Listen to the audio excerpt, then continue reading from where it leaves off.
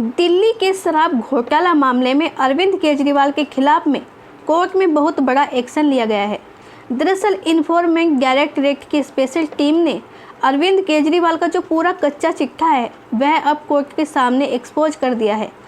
अरविंद केजरीवाल बार बार जो अपनी कट्टर ईमानदारी को लेकर तमाम बड़े दावे करते हुए दिखाई दे रहे थे, लेकिन अब ईडी के हाथ में जो सबूत लगे हैं अरविंद केजरीवाल के खिलाफ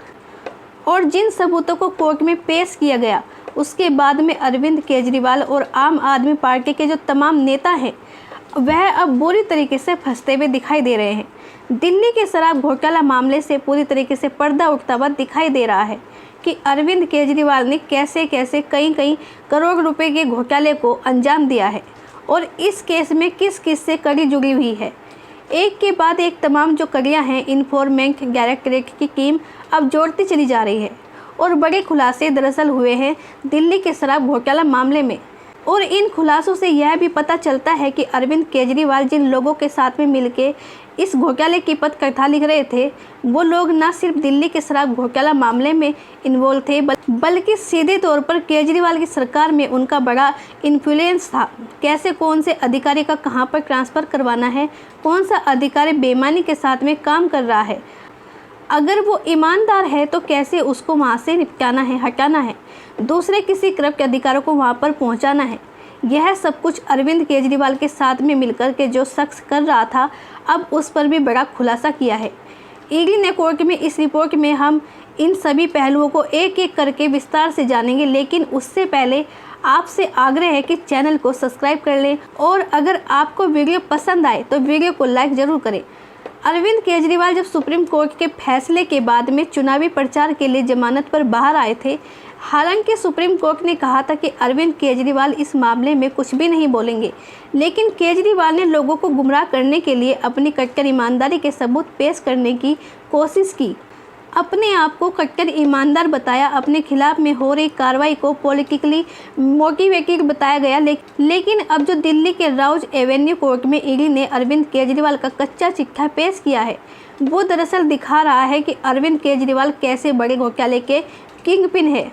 किस तरीके से उन्होंने घोटाले को अंजाम दिया है। आपको बता दें कि ईडी ने दिल्ली के राउज एवेन्यू कोर्ट में यह दावा किया है कि अरविंद केजरीवाल दरअसल उन्होंने एक बड़ा जो फाइनेंशियल क्राइम है, जो आर्थिक अपराध है वह किया है और अरविंद केजरीवाल ने विनोद चौहान के साथ में मिलकर यह बड़ी साजिश रची है। विनोद चौहान कौन है इस पर मैं ऑलरेडी एक डिटेल रिपोर्ट बना चुका हूं। विनोद चौहान कौन है इस पर मैं ऑलरेडी बता चुकी हूं। पहले भी विनोद चौहान का दरअसल जिक्र हुआ था और ईडी ने विनोद चौहान और अरविंद केजरीवाल के बीच में जो चैट है, जो व्हाट्सएप में यह खुलासा हुआ है कि अरविंद केजरीवाल और विनोद चौहान के बीच में किस तरीके के संबंध है। और खुलासा यह भी हुआ है कि विनोद चौहान अरविंद केजरीवाल के लिए जो हाई कोर्ट में जजेस हैं, दरअसल एक हाई कोर्ट के जज के साथ में मिलने की व्यवस्था कर रहा था। आप लोग समझ सकते हैं कि इन लोगों को किस बड़े पैमाने पर तैयारी की जा रही है। अपने आप को इस बड़े घोटाले से बाहर निकालने के लिए व्हाट्सएप में यह खुलासा हुआ है कि विनोद चौहान हाई कोर्ट के एक जज को अरेंज कर रहा था, मिलने की व्यवस्था कर रहा था और वहां पर क्या सेटलमेंट होने वाला था, क्या अरविंद केजरीवाल की तरफ से करोड़ों रुपए जज को खिलाने जाने वाले थे। अपने आप को इस मामले में बरी साबित करने के लिए अब यह एक और इन्वेस्टिगेशन या नया मुद्दा सामने आ चुका है, क्योंकि अरविंद केजरीवाल यह कहते हैं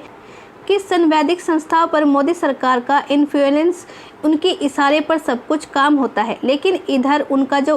गुर्गा था, जो सहयोगी था विनोद चौहान, वो अरविंद केजरीवाल के लिए एक हाई कोर्ट के जज को दरअसल मिलने की व्यवस्था कर रहा था। इस पर अरविंद केजरीवाल के लिए मुश्किल और भी ज़्यादा बढ़ने वाली है।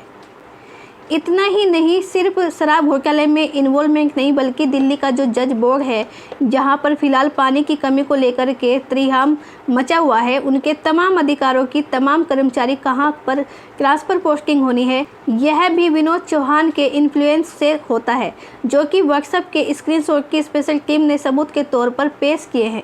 कि कैसे विनोद चौहान यह तय करता था कि दिल्ली के जल बोर्ड में कौन सा अधिकारी कब रहेगा,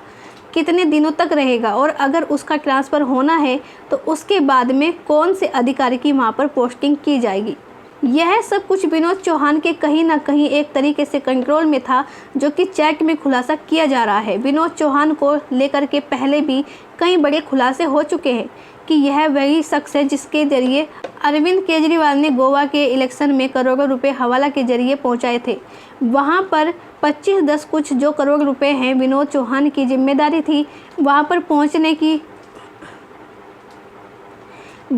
पहुंचाने की यह भी व्हाट्सएप में खुलासा हुआ है। तो अरविंद केजरीवाल अपने आप को भले ही कट्टर ईमानदारी का दरअसल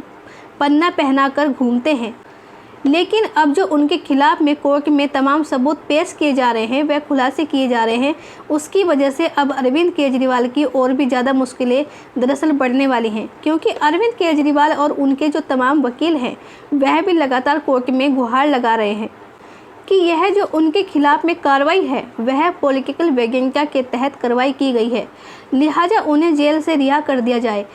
इस पर भी ईडी ने कोर्ट में जवाब दाखिल करते हुए अरविंद केजरीवाल की जमानत याचिका का विरोध करते हुए कहा है कि अरविंद केजरीवाल को जमानत नहीं दे सकते, उनके पास में पर्याप्त सबूत हैं यह साबित करने के लिए कि अरविंद केजरीवाल ने बड़े पैमाने पर जो आर्थिक अपराध है वह किया है, जो मनी लॉन्ड्रिंग का अपराध है वह किया। इसलिए अरविंद केजरीवाल के खिलाफ में पीएमएलए तमाम धाराओं के तहत मुकदमा बनना जो है वाजिब है। और अगर अरविंद केजरीवाल को कोर्ट रिहा करता है, क्योंकि अरविंद केजरीवाल मुख्यमंत्री है, एक पावरफुल दरअसल पर्सनैलिटी है, तो जाहिर तौर पर वो इस केस की जो इन्वेस्टिगेशन चल रही है उसमें बड़े पैमाने पर अवरोध उत्पन्न कर सकते हैं, तमाम गवाहों को धमका सकते हैं, इन्वेस्टिगेशन में एक बड़ी अड़चन पैदा कर सकते हैं। इसलिए अरविंद केजरीवाल को राहत देने के बारे में अगर कोर्ट सोचता भी है तो यही बड़ी बेईमानी होगी इस केस के साथ में। इसलिए अरविंद केजरीवाल को कतई राहत न दी जाए और जितने भी सबूत थे ईडी के पास वो अरविंद केजरीवाल के खिलाफ में अभी तक वह सारे के सारे सबूत सबमिट कर दिए गए हैं। दिल्ली की राउज एवेन्यू कोर्ट में ईडी की तरफ से इन तमाम सबूतों को देने के बाद में फिर से अरविंद केजरीवाल और उनके वकीलों ने कोर्ट से कुछ समय मांगा है कि इसके दरअसल मुवक्किल के डिफरेंस में उन्हें चीज़ें पेश करने के लिए थोड़ा सा समय चाहिए। और मीडिया रिपोर्ट्स के हवाले जो खबरें आ रही हैं उसके मुताबिक इस पूरे के पूरे मामले की सुनवाई अब दरअसल दिल्ली के राउज एवेन्यू कोर्ट में 14 जून को की जा सकती है, क्योंकि पहले से ही अरविंद केजरीवाल को एक लंबे समय के लिए जेल भेज दिया गया है। हालांकि दिल्ली के दिल्ली हाई कोर्ट में जाने का ऑप्शन बना हुआ है। अभी तक अरविंद केजरीवाल के पास में और अभी तक केजरीवाल के वकीलों की तरफ से दिल्ली हाई कोर्ट में कोई भी जमानत के लिए पिटीशन दाखिल नहीं की गई। शायद अरविंद केजरीवाल यह जानते हैं कि जो उनका कच्चा चिट्ठा है वह ईडी के हाथ में लग चुका है और ईडी अब दिल्ली के राउज एवेन्यू कोर्ट में जो तमाम चीज़ें दे चुकी है और इससे पहले दिल्ली हाई कोर्ट में भी तमाम जो सबूत थे वो व्हाट्सएप के कुछ हिस्से थे, उन्हें पहले से ही दिल्ली हाई कोर्ट में सबमिट करवा दिया गया था ईडी की तरफ से। तो इसलिए अरविंद केजरीवाल के जो तमाम जो सबूत पेश किए गए दिल्ली के राउज एवेन्यू कोर्ट में उसे लेकर भी जवाब दाखिल करने के लिए इनकी तरफ से समय मांगा गया है। तो बड़े पैमाने पर तैयारियां की जा रही हैं कैसे ईडी के तमाम सबूतों को झुठला करके कोर्ट को गुमराह करके अरविंद केजरीवाल को जमानत दिलवाई जाए। लेकिन अब यह केस दरअसल उस मोड़ पर जाकर के पहुंच चुका है जहां से अरविंद केजरीवाल के लिए जेल से बाहर आना एक तरीके से नामुमकिन सा लग रहा है।